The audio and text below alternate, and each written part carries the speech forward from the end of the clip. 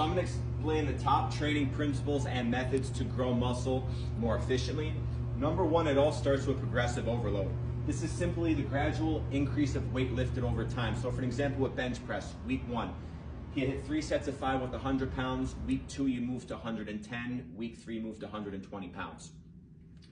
The subcategories of this progressive overload, A, we have supersets, which is performing 2 exercises back to back with minimal rest.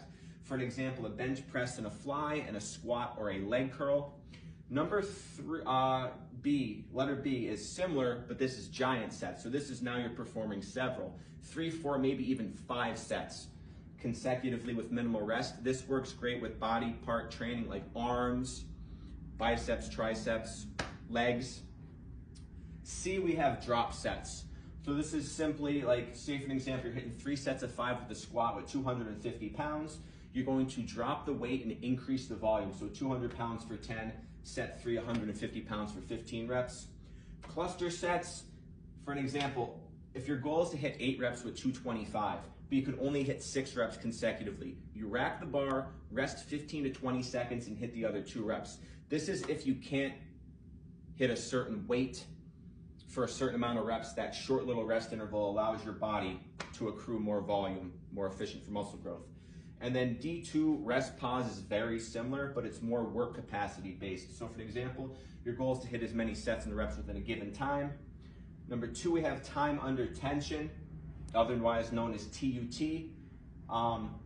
This helps with more muscle recruitment, greater muscular demand, forcing your body to become adapted to a new stimulus.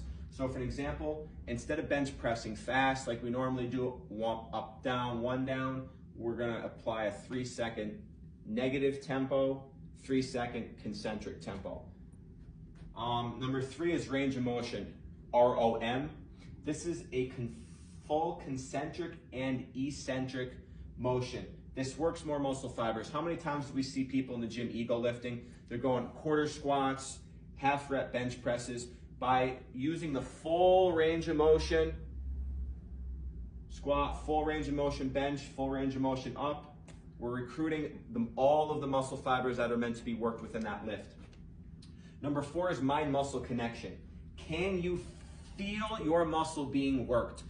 Back in particular, many people, when we're doing rows, we don't feel our back being worked. We feel more of our shoulders.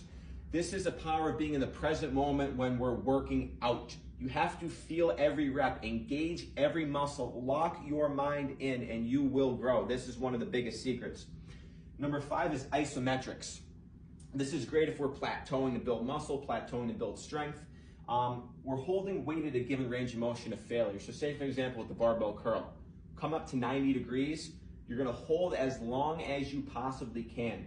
This could be done with a moderate or a heavy weight, I prefer, versus a super lightweight. And then number 6 is total tonnage. Tonnage is simply mass times volume.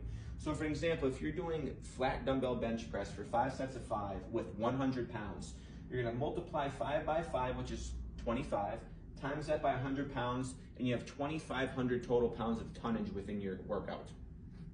So this is another way to progressively overload. Times this in, if your tonnage is getting greater over time, you're going to build muscle. And then number 7, last one, is desire.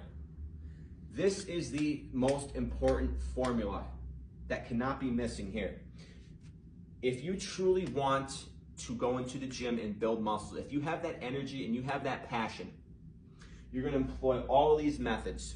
If you half-ass your workouts, none of these philosophies or principles matter.